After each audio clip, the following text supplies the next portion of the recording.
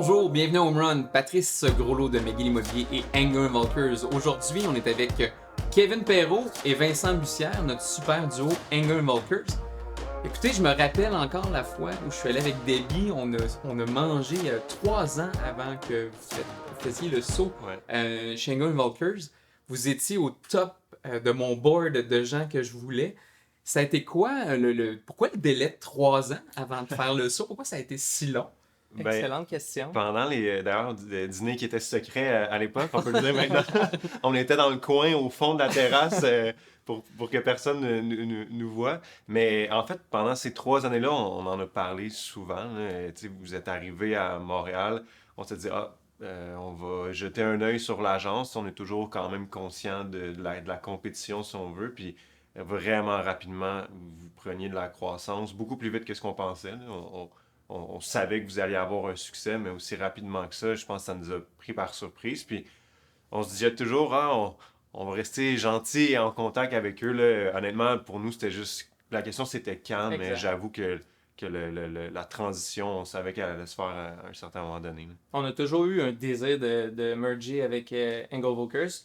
Je pense que c'est vraiment une question de timing. On était pris dans le day-to-day des opérations, les transactions bougeaient. Puis vraiment, c'est la pandémie qui a fait en sorte que ça nous a donné le temps, un pas de recul, de prendre la bonne décision. Puis, honnêtement... Mais étrangement, ça, le timing était hallucinant. Vous l'avez fait les deux quand chacun de votre côté, vous avez eu votre premier enfant. Ouais. Donc, en termes de timing, vous avez switché exactement quand vous avez arrêté de dormir. Ouais. C'est vrai. Mais les deux, vous avez eu quoi, un mois d'intervalle? C'est quoi, on a quoi, Non, 3 mois de différence. Puis en plus, on a la même âge. Ça fait vraiment longtemps qu'on travaille ensemble. Ça fait longtemps qu'on était avec... Ça fait combien d'années vous êtes 7 ou 8 ans? 7 ans. Ouais. Ça fait longtemps. Puis on est un petit peu toujours... on suit dans nos étapes de vie, si on veut. Puis là, les deux, on avait le projet d'avoir une famille, puis on voulait des enfants. Puis on se disait juste... La seule chose, c'est on veut pas les avoir en même temps. T'sais. Justement, pour vivre cette période-là à un moment différent, comme ça, s'il y en a un qui, entre guillemets, rush un peu plus, ben, l'autre est là à 100%. Puis ça a été tout le contraire. Il m'a annoncé que sa blonde est enceinte. Je pense qu'il le sait un petit peu plus tard. Il se retenait pour pas me le dire. C'était comme, bon. 6 semaines après, je dis, ce qu'on devait pas faire, ben ma blonde est enceinte. On s'organisera rendu là. Mais... C'était un gros changement, honnêtement. Mais pour vrai... Ben là, vous étiez déjà des bons courtiers.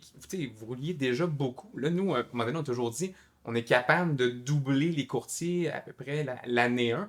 Là, je me disais, my God. Là. Puis là, en plus, vous aviez un bureau, vous aviez fermé votre bureau, vous aviez comme clean slate, vous aviez mis tout le monde dehors, retourné à une structure plus lean et tout ça. Ouais. Là, je me disais, bon, peut-être année 2, on va peut-être se donner un buffer. Puis là, finalement, boum.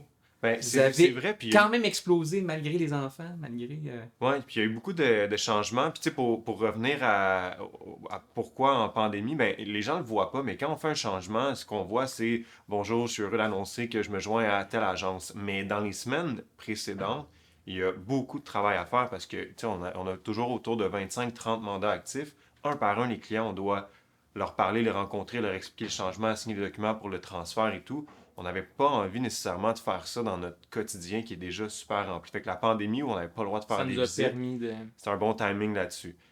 Après, c'est sûr que concernant la croissance en revenus et tout, nous, c'était même pas nécessairement ça au début qui nous attirait. On sentait plus que on avait un bon match ici avec vous, la direction, la façon que l'agence était gérée. La vision que vous aviez à long terme de l'agence, pour vrai, tout nous rejoignait. C'était pour voir juste une suite logique. Ouais, fait qu'on se disait, pour faire un peu la même business qu'on a là, on se disait on va être mieux chez Anger Volkers. Puis finalement, on a eu une très forte croissance la première année. Ben, c'est impressionnant. Moi, je m'attendais pas à ce point-là aussi vite. Nous non plus, honnêtement. Puis je pense qu'on avait échangé sur l'aspect, les deux, on venait par an, on faisait un changement d'agence, on changeait un peu la structure.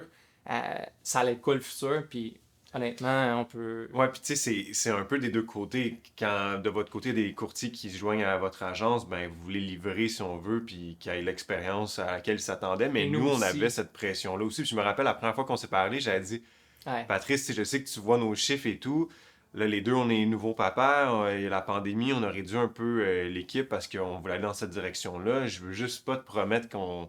Tu sais, ça va exploser. Fait qu'on voulait comme gérer les attentes, mais finalement, c'était inutile. Ça a vraiment Ouais. Kevin, faut pas utiliser ses enfants comme excuse.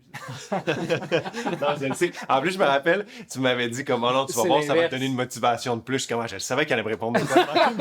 Mais c'est vrai, la Ouais. majorité des C'est coursiers, dès exactement qu'ils ça. deviennent parents, Ouais. on dirait que c'est plus que pour eux, c'est pour la structure familiale, ils performent plus. Donc, Ouais. c'est payant d'avoir un enfant. C'est faux que ça coûte cher un enfant. C'est payant un enfant. Ouais, c'est vrai, la motivation est différente. Au lieu Ouais. d'être plus, tu sais, disons, en tout cas, sur le matériel ou ces choses comme ça, ben là, tu sais, tu veux avoir, je sais pas, tu veux avoir une famille solide, puis être sûr que, tu sais, ils vont être bien dans le futur, puis ça. Puis c'est une motivation, je trouve, qui est vraiment plus forte que d'avoir une deuxième auto, une montre ou du linge. 100%. C'est vraiment plus... Là, vous avez fait combien, respectivement, d'agences dans votre carrière? Respectivement, 3 chacun? Trois.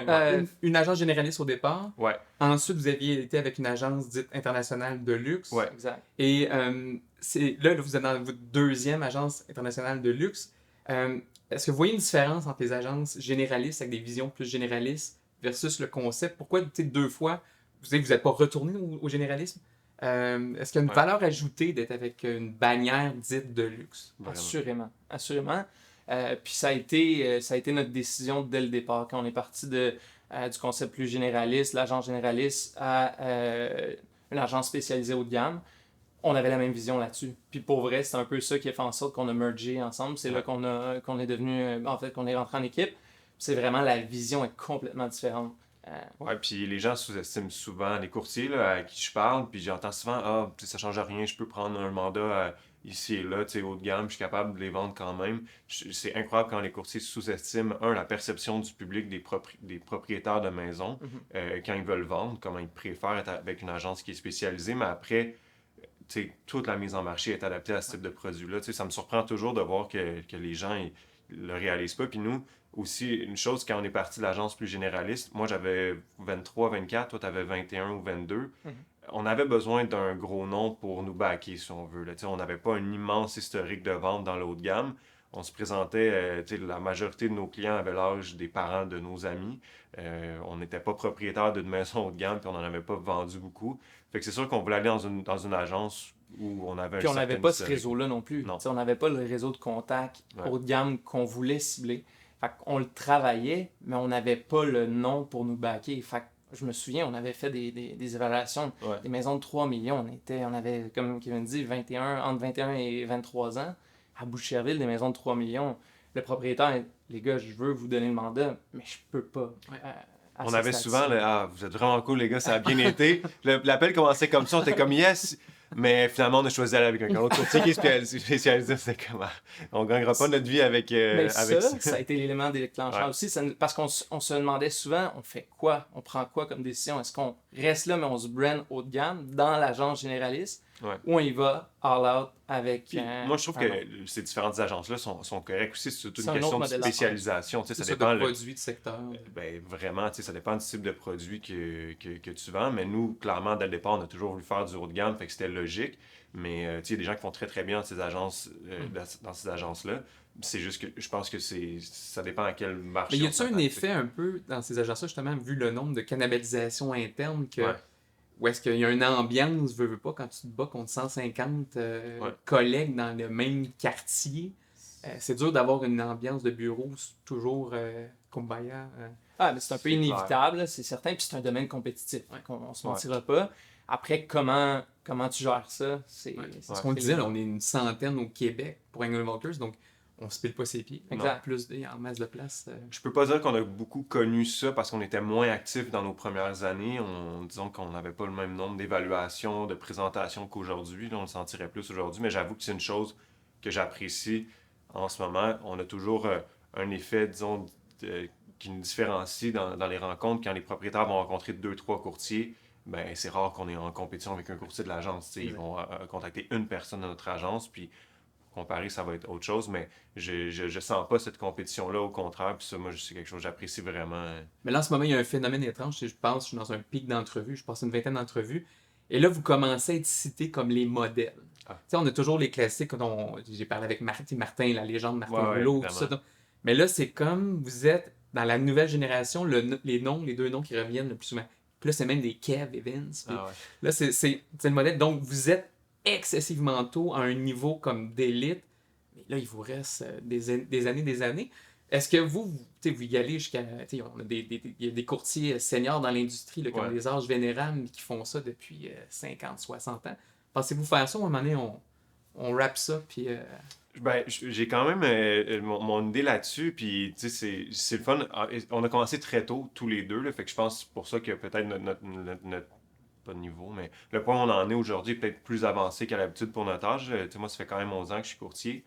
Euh, J'adore notre position en ce moment, j'aime vraiment ça. Puis je pense qu'on a plusieurs belles années encore devant nous. Est-ce que je me vois faire ça exactement dans 30 ans? Personnellement, non. J'ai quand même des projets de lire C'est des aujourd'hui livres. qu'on se dit la vérité. Ouais. c'est ça. On a des On s'en est pas parlé encore. Non, non. Non, mais tu sais, je pense que tu sais, puis pour Il tout va le aller monde. solo. Ben Ouais, oui. ouais, c'est ça. Je l'annonce aujourd'hui en primeur. Non, non, vraiment pas. Au contraire, là, tu sais, même ça, notre Ouais. association pour nous est coulée dans le béton. Là. Ouais. Je me vois vraiment pas faire autre chose. L'agence ici, je ne me vois pas faire de changement jamais. Là. Tu sais, je pense Ouais. que ce qu'on a là, ça va être vraiment notre futur. Mais est-ce que je vois ma vie en différentes phases où je vais avoir eu des grandes années en immobilier où je vais avoir poussé beaucoup, puis à un moment donné, peut-être un certain ralentissement où, tu sais, je niaise, mais où je suis toujours à ma blonde. À un moment donné, j'ai le goût d'apprendre à cuisiner puis lire beaucoup de livres. Tu sais, oui, mais Ouais. je sais pas c'est quand. là, J'ai tu sais. hâte de voir ça. Ouais. Ouais, c'est ça. Il va y avoir un autre show, là. Ouais, c'est ça. Mais, On Non, va faire mais- comme toi, je vais attendre 3 ans que tu sois rodé avant d'y aller. Ouais, tu sais. Mais tu Mais- sais, écoute, c'est loin là. En Ben, ce c'est moment. sûr, c'est dur de se projeter aussi loin, tu sais, comme on parle de 30 ans, mais c'est ça que j'aime de notre partenariat parce que depuis jour 1, c'est un peu ça, sans nécessairement se parler. Je pense que j'ai sensiblement la même vision que lui. On a commencé tôt. Je suis extrêmement content de où est-ce qu'on est actuellement, notre position. On a encore des super belles années à venir. Difficile de se positionner aussi loin. Mais en même temps, tu sais, on en parle souvent, le cordonnier mal chaussé, il y a des courtiers qui font pas ce qu'ils disent de faire à leurs clients. Mais là, il y en a pas un de vous deux, justement, qui a compris que l'immobilier, c'est un bon investissement, là, qui l'a Ouais. compris tôt puis qui le fait bien, là. Ben, ouais, vas-y. Ben, dans le fond, C'est plus moi, à toi, l'immobilier, vraiment. non, mais l'immobilier, moi, ça a toujours été une passion très jeune. Tu sais, mon grand-père investit en immobilier dans le multilogement. Fait que je m'étais toujours dit, que ce soit dans le développement, dans la vente, je veux toucher à l'immobilier. Fait que c'est sûr que Ton argent n'est pas dans les stocks, là. ben, en fait, c'est bien diversifié, mais je te dirais que un bon 70%, je t'investis en immobilier. Dans le Est-ce qu'on a le multilogement. droit de dire le nombre de portes ou là-dessus? J'étais à 60 logements. Wow. 60. Puis c'est sûr que j'ai ce désir-là, mais en même temps, ça prend des bonnes mises de fonds. Fait que Évidemment, c'est là, sûr je le sais que les commentaires, je vois déjà les commentaires, les portes, c'est pas important. Comprends. On veut juste donner Ah, une ouais. image. Ah ouais, c'est exact. Fait que non, c'est sûr que c'est toujours dans mes pensées, l'investissement, on en fait ensemble aussi. Fait que ça va toujours être présent. Ouais. On fait des achats communs. Ouais, quand même Ouais. pas mal. Ouais. Là-dessus, tu sais, cette année, on est en train de faire 2 acquisitions ensemble, là, Ouais. un 15 puis un 12 logements. Puis on investit aussi What dans... the talk? Non, mais tu sais, ça aussi, puis c'était là avant l'enfant, mais tu sais, notre priorité a quand même changé. On a quand même la chance d'avoir une bonne business pour notre âge, plutôt que de gaspiller ça sur tu sais, des choses un peu éphémères. On a décidé quand même, une couple d'années, là, d'investir beaucoup. Moi, effectivement, j'étais plus dans les stocks. Au début, je ne l'ai pas suivi dans l'immobilier, mais tu sais, j'ai fait quand même des bons investissements de ce côté-là. Puis là, on en fait pas mal ensemble. On investit dans certaines compagnies, puis de l'immobilier ensemble. Fait que on est très alignés là-dessus aussi. Ben, on utilise justement notre business dans le courtage pour tu sais, solidifier de l'autre côté notre... C'est d'être conscient, je pense aussi que tu sais, le marché immobilier fait très bien, mais qu'il y a des cycles, puis c'est Ouais. de pouvoir protéger ces cycles-là. Quand quand les ventes sont peut-être pas au maximum comme elles le sont en ce moment, ben c'est le fun d'avoir autre chose qui vienne stabiliser ta structure financière. Puis pour moi, l'immobilier, je l'ai toujours vu comme un coin très sécure que je connais bien, qu'on peut contrôler un peu plus que le stock. Fait que c'est un peu comme ça que je me suis aligné. Ouais. Puis là, on a commencé à faire des belles acquisitions. Je suis super content. Puis on se challenge beaucoup aussi là-dessus. Tu sais, on n'avait pas beaucoup de modèles dans le sens, tu sais, quand on avait 25, 27, 29, il n'y a pas beaucoup de notre Il n'y avait pas entourage. de Kev et Vince. Non, mais sans dire, tu sais, il y a des gens qui réussissent beaucoup beaucoup plus que nous, là, c'est vraiment pas ça, mais c'est juste qu'on n'avait pas nécessairement le blueprint de, OK, là, à cet âge-là, avec ça, tu devrais faire ça. Fait que on se challengeait beaucoup, puis je pense que pour la majorité, on a pris des bonnes décisions. Puis comme ça fait plusieurs années, ben là, on commence à voir le fruit de ça. Vous avez une super crédibilité là, dans l'industrie, tout ça. Même vous avez été, il y a eu moi ce que je considère une des meilleures émissions immobilières qui a été faite au Québec, là, Vendeur de rêve, qui était sur VTL, qui était vraiment, vraiment bien fait. C'était Urbania qui produisait ça. C'était vraiment, vraiment bien fait. Puis vous étiez vous étiez combien total? 6 courtiers total? Vous étiez 2 des 6. 5 qui sont ici maintenant. Oui, exactement. 5 sur 6 qui sont chez Engel Walkers. Il y a des bonnes décisions. Je t'amenais là. Mais non, c'était vraiment un excellent show qui était un docu-réalité, tout ça. Donc, on vous a suivi, tout ça.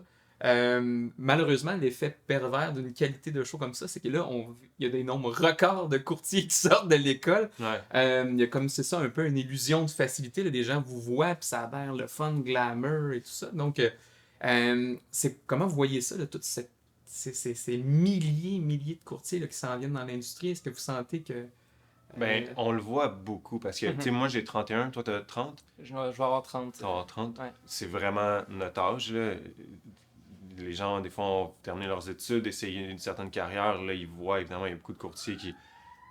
fait qu'il y a vraiment beaucoup de monde dans notre entourage qui le deviennent. Puis, tu sais, ça nous appartient pas, là. Je veux dire, j'encourage quand même les gens. Moi, ça a vraiment été bon pour nous. Sauf qu'il y a une certaine illusion de facilité, je suis d'accord. Je considère qu'à un certain moment, on a peut-être un peu contribué à ça. Tu sais, les courtiers qui ont du succès, ou à un très haut niveau, c'est quand même une minorité, mais c'est ceux qu'on voit le plus. Fait que l'image générale du courtage, ben, les gens disent, OK, ben, il sort de son cours, il fait X, il y a tel auto, il y a tel monde, il sort au restaurant et tout, puis c'est beaucoup ça qu'on voit. Moi, je pense qu'Air Transat pourrait se partir une division immobilière, là, Air Immobilier. Là, mais c'est hallucinant, là, le nombre d'agents de bord et tout ça, là, comme c'est... Tu sais, je comprends aussi, je veux dire, c'est des industries qui ont été vraiment touchées pendant la pandémie, leur revenu, leur carrière a été mis sur pause. Je me mets dans leurs souliers, ben écoute, tu regardes c'est quoi tes options, où est-ce que ça va bien. Puis par rapport au délai aussi. Puis t'entends aussi des transactions qui se font à un rythme effréné. Fait que je veux dire, le choix, des fois, peut être assez facile à prendre, mais la réalité, c'est moi, j'ai toujours dit, par exemple, parce que les planificateurs financiers, à un moment donné, tout a changé. Là. Ça prenait le certificat universitaire en planification financière. Même si tu avais 25 ans d'expérience, tu devais le faire et tout ça. Donc, est-ce qu'on ne devrait pas aller là, d'amener encore l'industrie à un autre niveau pour filtrer encore plus, d'amener ça une qualité? Est-ce que c'est trop rapide, 6 mois, comme grosso modo, là, pour avoir une licence? Moi, je pense que oui. Puis, tu sais, au quotidien, nous, comme on travaille dans un marché haut de gamme, automatiquement, ça filtre un peu les courtiers avec qui on collabore. Je pense que pour la grande majorité, ça va bien. Puis, on a rarement des cas où on dit, My God, d'où il sort celui-là. Mais dans l'industrie en général, je suis d'accord que peut-être un filtre supplémentaire ou une barrière à l'entrée plus grande, ça pourrait aider. Les courtiers n'ont pas toujours la meilleure réputation non plus. Je pense que en général, moi, j'ai des super bonnes relations. J'ai plein d'amis qui sont courtiers puis tout ça. Je pense qu'il y a vraiment beaucoup de gens qui font bien leur travail, mais moi, je pense que ça pourrait aider. Là. Mais puis même sans nécessairement pour que ce soit des courtiers qui soient compétents ou non, mais plus pour des courtiers qui rentrent dans le domaine pour y rester. Parce que le turnover, c'est ça, la stat, je pense que tu as les stats. 50% année 1, 90% année 2. C'est drastique. Le l'OASIC va challenger ça. Mais c'est facile, c'est sûr qu'il y a quelqu'un qui vient de faire sa licence puis qui pense qu'il va la tabletter pendant une couple d'années avant vraiment de l'abandonner, mais il n'est plus actif. La réalité, c'est que tu as eu une prise de décision, changement de carrière pour finalement... je pense qu'il y aurait tout ça à reconsidérer puis ça pourrait mieux filtrer. Puis je pense que ça pourrait être juste bénéfique pour la profession. Mais écoutez, moi, je vois souvent... c'est moi qui gère beaucoup les médias sociaux de Engel, puis je pose vos domaines et tout ça. Et là, j'apprends c'est qui les propriétaires parce que tout le monde reconnaît. T'sais, vous avez une clientèle de A, qu'on dit dans l'industrie des artistiques. Vous avez des réseaux complètement hallucinants. Vous devez avoir des anecdotes de fous là, à côtoyer ces gens-là, là, ces sportifs-là de haut niveau, tout ça. Là. Donc, est-ce qu'il y a des anecdotes qui sont racontables?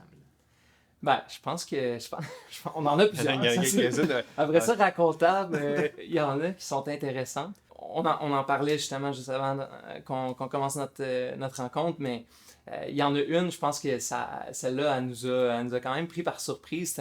En fait, ça a été la transaction la plus importante à ce stade-là. C'est la vente de... était... Oh, quoi, on, ça... on le nomme en plus. Oh, ça, il y a un dip, là. Direct là, il y a Non, un dip. non, mais on peut, ça avait bien été avec lui aussi, super gentil. C'est Mais... exact. En fait, c'est sur la transaction en soi. Ouais. Ça remonte il y a quoi, 5-6 ans à peu près. Ouais. Fait qu'on a quoi, 24-25 ans. C'est une transaction, c'est une maison de 3 millions. Puis, tu sais, là, aujourd'hui, dans le marché où on est, des 2-3 millions, il y en a beaucoup, mais on recule il y a 5-6 ans, c'était... Elle serait à combien aujourd'hui cette maison-là? Là, justement, elle est affichée, elle est à au-dessus de 5 millions en ce moment. Exact. Puis c'était un manoir, là. C'est 10 000 pieds carrés, hors sous-sol, c'était immense. Mais là, l'outdooring de fou, là, c'est-à-dire la cour. Tout ce que tu peux imaginer. C'est un triple terrain. Là, Ouais. C'était notre première maison où il y avait eu quand même une grosse attention médiatique. Ouais. On avait un peu de jalousie. C'est vrai, on était pas...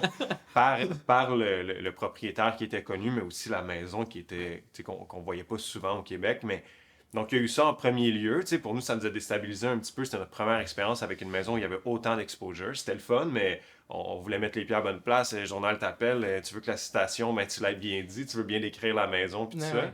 Puis tu veux, ultimement, tu veux la vendre. Tu veux pas juste la lister. Je veux dire, c'est le fun d'avoir ça sous mandat, mais si tu l'as pas vendu, ça donne on quoi? On était les 4e courtiers, puis les gens qui avaient passé avant nous, c'était des gens 20 ans d'expérience, des solides courtiers quand même. La pression était là, mais pendant la transaction, donc là, on a décidé. C'est ça, j'ai eu peur de dire, c'est ça l'anecdote, elle était vendue. Non. Mais je peux-tu y aller? Vas-y. On a différents types de visiteurs qui viennent visiter la maison, souvent des grandes familles par la superficie de la maison. Il y a, je pense, 6 chambres à l'étage et tout. Finalement, on a une visite, c'est une dame seule avec sa fille de 10 ans. Donc, en partant, c'était pas le profil habituel. On s'entend, c'était beaucoup trop grand pour une petite famille comme ça. Ben, les gens font les choix qu'ils veulent, mais c'était... En tout cas... et une chose pendant la visite, elle dit c'est ma fille qui choisit la maison qu'on va acheter, qui avait 10-11 ans. Qu'elle faisait la visite avec eux. Puis, on fait tout le temps en joke aux enfants, puis est-ce que tu aimes la maison, est-ce que tu as choisi ta chambre en espérant qu'ils ne disent pas comme non, je déteste la maison. Mais turns out, c'est vraiment elle qui choisit, ben parfait, maman, j'aime cette maison-là. Fait qu'ils font une offre et tout, puis ils l'aiment. Puis pendant l'inspection, il y a un chat. C'est un chat de Bengale, je pense. Hein? Ouais, exact. Puis, ils décident comme condition d'ajouter le chat dans les inclusions. Le chat. Le chat. Puis là, on se dit, là, c'est ça, faut se mettre en contexte. Puis je me souviens, on s'était assis dans le salon de la maison. Écoute, c'est notre plus grosse transaction à la vie, puis ça se joue autour d'un chat de Bengale. Fait que là, on peut pas que ça tombe à cause d'un félin, là. Je suis pas trop à l'aise. Tu googlais dessus pour des options de on est comme, sérieusement, il faut que ça se passe, là. Ouais, c'est ça, on peut-tu en trouver un pareil, pas leur dire... Mais, parce qu'on anticipait que le propriétaire allait dire non. Ben, 100%. Mais il dit oui. Ultimement, ben, c'est la situation qui est la plus loufoque, c'est que le vendeur me dit, écoute, il n'y a pas de problème. On laisse le chat. On va laisser le chat. Fait que dans la liste de nos inclusions chez le notaire... Fait que c'est pas attachant un chat de Bengale, finalement. Ben, écoute, on était surpris, là, tu sais, je suis quand même attaché à mon chien, j'ai pas de chien, mais je ferais, tu sais, moi, je dirais non. Puis, mais que là, ça se fait comme ça, déjà là, on est comme, my God, ok, mais tu sais, tant mieux, la transaction est faite, tout le monde est content. Je pense quoi, deux semaines après, il rappelle, venir chercher le chat. Il voulait plus. Regarde, je vais vous avouer, là, ça, c'était un moment marquant de savoir que une transaction de 2,5 millions qui se joue pour le chat, puis tu te dis que c'est peut-être ça qui va faire tomber la transaction, c'était assez hallucinant. Ouais. Avez-vous des expériences avec des clients ou des courtiers pas sympathiques, là, tu sais, ça... Parce que souvent, on entend, les courtiers disent que dans un beau créneau, les clients, absolument, sont le fun. Mais avez-vous comme des gens plus difficiles, disons? Je pense qu'on a la même personne en tête. Là. En tout cas, on a eu une transaction très, très lourde. Mais en fait, plus le type de personnalité. Je vais te laisser, je sais pas si c'est celui que tu as en tête. Oui, là, tu sais, en général, pour vrai, puis quand on est arrivé dans le plus haut de gamme, il y a toujours le cliché de plus les gens ont de l'argent, plus ils sont fous. On s'est souvent fait dire ça, tu vas voir, ça va être difficile. Puis honnêtement, en général, non. Les gens sont respectueux, ils sont occupés, ils apprécient avoir un...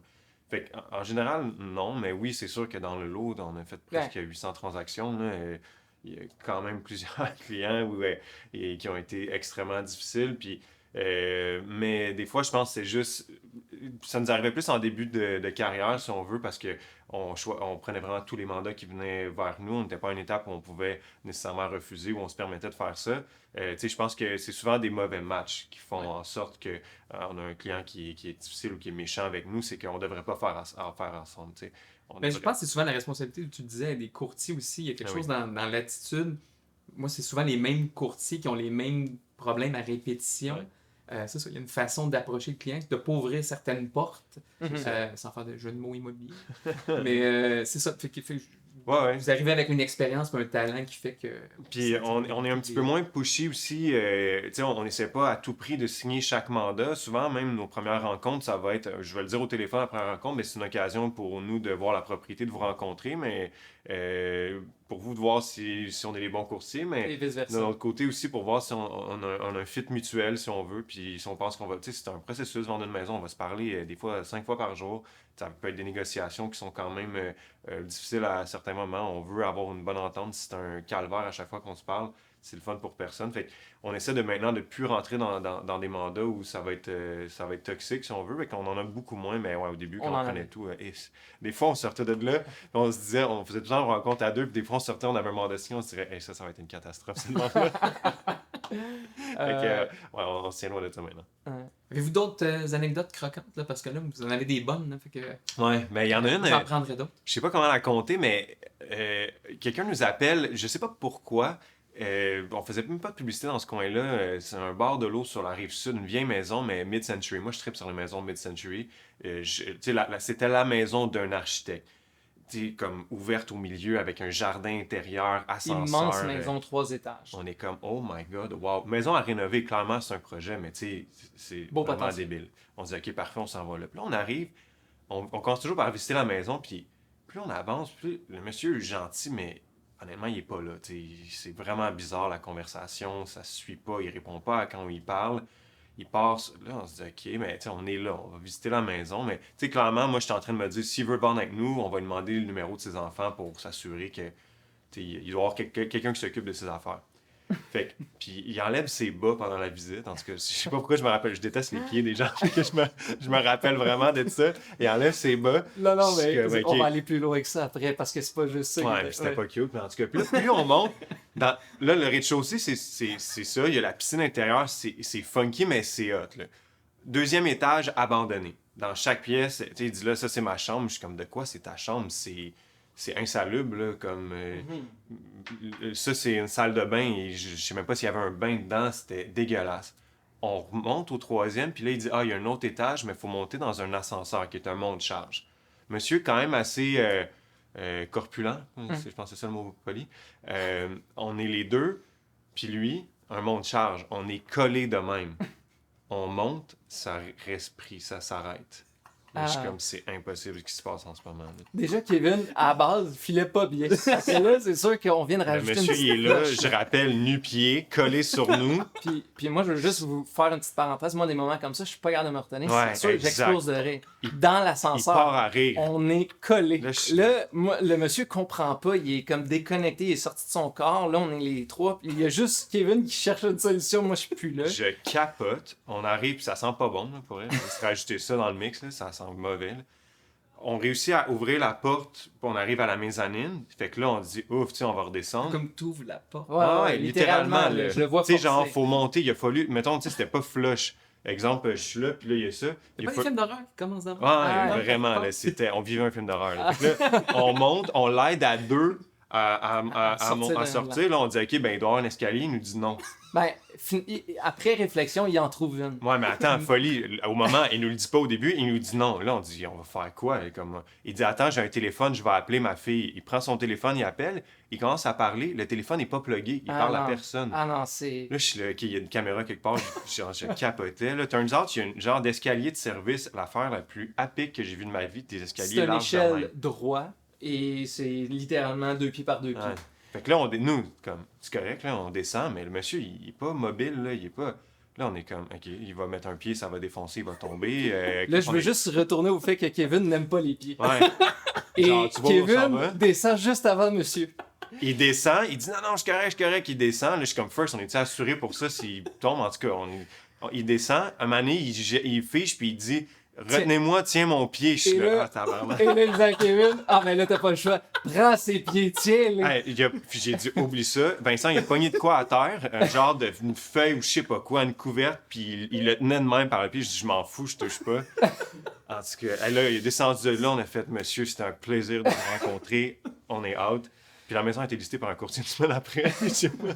Elle s'est jamais vendue, mais en tout cas, Oh my god. sérieusement, c'était quand même une folie. On est sortis moment, de là, Ouais. on capotait. Mais Fait ouais. que c'était un.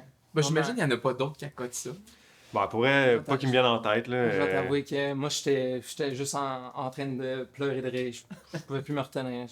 Puis maintenant, ouais, je sais pas, ça fait une couple d'années, mais il y a quand même eu une couple de fois des gens qui nous appelaient dans des maisons vraiment drôles. Puis lui, quand c'était bizarre, il partait tout le temps à rire. Puis moi, j'étais pas capable de me retenir. Puis à un moment donné, on a arrêté de faire des rendez-vous ensemble. J'étais comme, tu me déconcentres.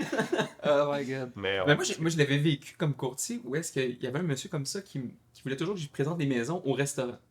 ah, Là, ouais. tu sais, puis il m'avait dit qu'il y avait, tu sais, qu'il valait whatever. Puis toujours au restaurant, il me commandait des solides bouteilles et tout. Puis comme un restaurant, 2 restaurants, 3 restaurants. Et finalement, je commence à googler, je rejoins, mettons, il y a un article, sa sœur, une affaire similaire. Elle me dit non, mon frère, il est Oh un my peu. God. Oh Le gars, il se payait un lunch avec un ami. Là. C'était juste un gourmand, vraiment. là. Tu payais de Ouais, ton c'est temps. ça. Tu payais du bon temps. Un lunch au restaurant avec un ami. Wow. On jasait, puis je voyais qu'il n'y avait pas super d'intérêt nos Pour propos la, que pour je la présentais. maison, vraiment. Tu payais un ami. Oh my god. C'était particulier. On en a de toutes les couleurs. Ah, ouais. Ouais, vraiment. Ben, tu sais, surtout les visites des maisons, il faut filtrer quand même, surtout dans l'autre gamme. Il y a des gens, des fois, qui sont juste curieux, qui sont. Ça, c'est. Ben, moi, pas plus tard que récemment, je suis chez le notaire, puis ça, c'est une première pour moi. C'est une vente de succession. La maison, clairement, c'est un tear-down, faut la mettre à terre. C'est un projet de réno. Fait qu'on le sait, là, je veux dire, toiture, il y a sûrement de l'eau qui coule, tout ça, name it. Mon client est contracteur, fait qu'il n'a pas peur de ça, mais on est chez le notaire. Le notaire est là, plexiglas, mesures de protection et tout. Les vendeurs sont quand même relativement drôles dans leur façon de parler, d'agir et tout. Puis dans la lecture de l'acte de vente, évidemment, il y a la notion de vente sans garantie légale, c'est une vente de succession et tout. Fait que jusque-là, ça va. Mais de s'assurer que bon, la maison est en bon état de fonctionnement, puis que, mis à part ce qui est déclaré, tout va bien. Et là, on entend silence. Mais la maison est en train de tomber à terre. Là, je suis comme. Je regarde mon client me regarde. Du moment de silence, la maison est en train de tomber. Sa sœur, il envoie un petit coup de pied, puis il dit chut, parle pas. On est tous là, le notaire inclus. Qu'est-ce qu'on est en train de vivre là? Fait que ça, je vais t'avouer, c'est des moments où on fait le saut. Je veux dire, Et finalement, c'était quoi la maison? C'est quoi? Écoute, la maison, c'est une maison en banlieue. C'est vraiment un projet de développement. Ils vont en fait, ils vont la rénover au complet. On va la remettre en vente. Mais quand même, là, juste le fait de savoir que devant toi, littéralement, la personne dit la maison est à mettre à terre, c'est une première pour moi. Mais écoutez, comment vous voyez le courtage dans les prochaines années? Est-ce que vous voyez des changements au niveau technologique ou est-ce que vous pensez que le service conseil en personne va continuer à être ce qu'il est? Ou... Ouais, puis moi, je vois beaucoup de valeur là, surtout au service, puis justement à l'accompagnement dans la transaction de nos clients. Je trouve qu'ils ont beaucoup plus de questions aujourd'hui qu'avant. Tu sais, souvent, on n'a pas des premiers vendeurs, des premiers acheteurs. On est quand même des clients expérimentés. Puis avant, tu sais, ils nous appelaient, bon, raconte-moi un petit peu qu'est-ce que tu vas faire pour vendre ma maison, mais je sais comment ça se passe. Puis là, on a beaucoup de nos rencontres maintenant, même des gens qui ont de l'expérience, qui ont plusieurs propriétés. Le marché a tellement changé que, OK, comment on navigue là-dedans, et combien vaut ma maison, comment on va la vendre, c'est qui les acheteurs, parce que tout a changé, je trouve. Je pense que tu le dis bien, Patrice. Je pense que ça va passer par la spécialisation. Ouais. Les gens vont avoir un besoin d'être bien encadrés, avoir des bonnes statistiques, d'être vraiment au fait de ce qui se passe dans leur quartier. Je pense que ça va être de bien conseiller. On est là pour rester dans l'industrie. Ouais. C'est un peu comme les avocats, à mon avis. Il n'y a pas d'avocats généralistes là, qui font tous les types de droits et tout. Donc, la spécialisation, ça va être l'avenir. En même temps aussi, le danger en ce moment, on est dans une anomalie un peu de marché. Et là, tous ces nouveaux courtiers-là qui font des structures de business sur une anomalie, ils vont structurer leur plan d'affaires. On en parlait avec les gens d'Engel Walkers Tremblant. Le délai moyen de vente à Tremblant, pré-COVID, c'était 2 ans. Là. Ils signaient des fois des mandats de 4 ans. Là. Le courtier qui commence aujourd'hui, 4 ans pour un contrat de courtage. Jamais vécu ça, il ne comprend pas ça. Ouais. Donc, Nous, la beauté aussi chez Engel Walkers, on est une listing agency. On Ouais. a beaucoup de listings, on génère des quantités. Moi, j'aime ça parce que vous faites énormément aussi de marketing et tout. Puis notre règle interne, on attire les leads aux gens qui font les campagnes dans Ouais. les secteurs visés, tout ça. Donc, est-ce que vous aviez déjà vu ça avant, autant de leads générés par agence? Parce que vous, en plus, vous en avez comme une quantité phénoménale par semaine. Ouais. Et on l'apprécie. Merci. Ouais, mais moi, ce que j'aime en plus, c'est que les closer.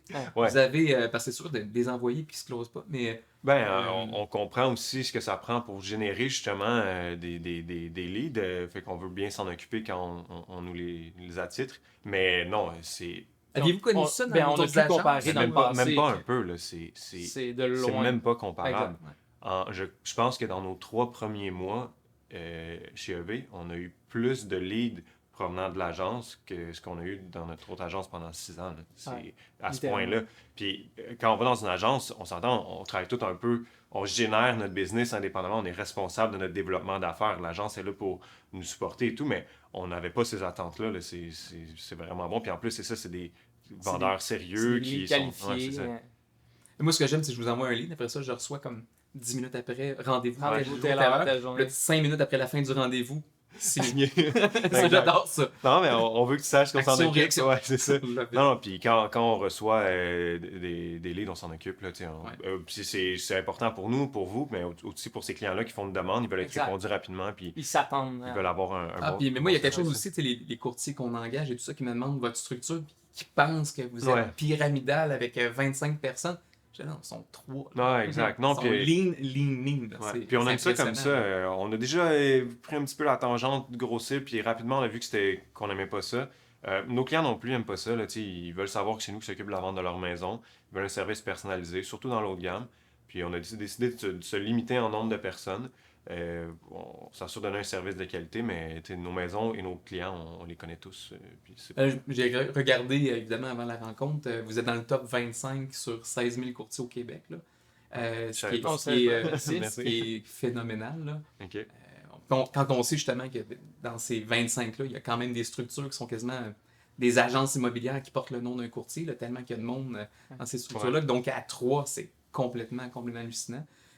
Encore une fois, aussi jeune, aussi tôt, my God, c'est comme sky's the limit. Qu'est-ce qu'on vous souhaite pour la suite? Un deuxième enfant chacun?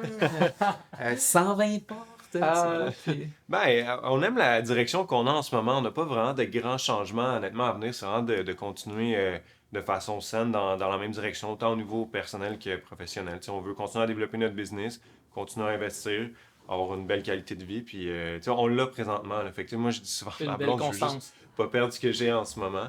On travaille fort pour le garder. On ne le prend pas pour acquis non plus. Là. Je dis pas non au deuxième enfant, par exemple. Oui, Moi, je vais le décaler un peu. va être c'est un ça, peu faut plus attendre. loin. Ouais, c'est ça. Là, on va vraiment les décaler cette fois-ci.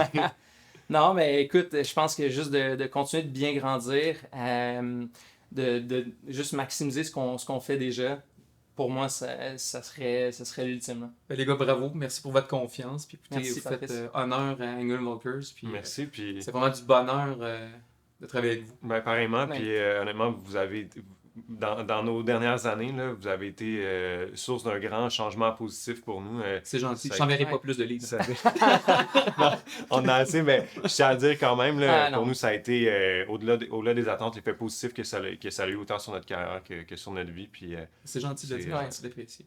Mais c'est ça, votre structure, vous êtes déjà une business, l'agence en est une autre. Qu'est-ce que l'agence vous apportait, que vous voyez dans l'agence pour être un tremplin pour votre business personnel? ben, on voyait la croissance d'Engel Walkers ici, mais tu sais, on dit croissance, mais la notoriété, là, c'est, tu sais, vous étiez le numéro 1. On s'est dit ça peut juste être positif pour nous. Puis nous, ce qu'on essaie de faire, c'est d'avoir quand même la vie simple. On veut enlever les obstacles, tu sais. Quand on rencontre un propriétaire puis que le brand est aussi fort que V, ben, on a une partie de notre travail qui est déjà fait. Fait que pour nous, je pense que ça nous permettait juste de continuer à... Qu'est-ce que vous répondez aux clients ou aux courtiers qui disent l'agence, ça change rien? Peu importe. Ben, c'est parce que pour nous, c'est tout le contraire. Fait Ouais. qu'on a une vision complètement différente. À l'inverse, ça a été 100% du succès. En fait, une grande partie de notre Un succès. 50-50. 50-50, mais au départ, ça a été une bonne majorité. Ouais. Fait que pour nous, c'est juste un no-brainer de dire aux gens, écoutez, ça a tout l'impact. Ouais, vraiment. Puis tu sais, on l'a vu à 2 reprises. Début de carrière, agence forte, ça nous a propulsé. avec une carrière qui allait très bien, agence encore plus forte, puis ça nous a encore propulsé. On a 2 transitions très concrètes pour le Donc les chiffres prouver, sont là pour le Ben vraiment, 100%. c'est facile pour nous d'y répondre. On a la question des fois, autant propriétaire que courtier, mais notre réponse est toujours la même. Ben, merci d'être des fiers ambassadeurs Absolument. de la marque. C'est clair. Plaisir. Salut. Merci.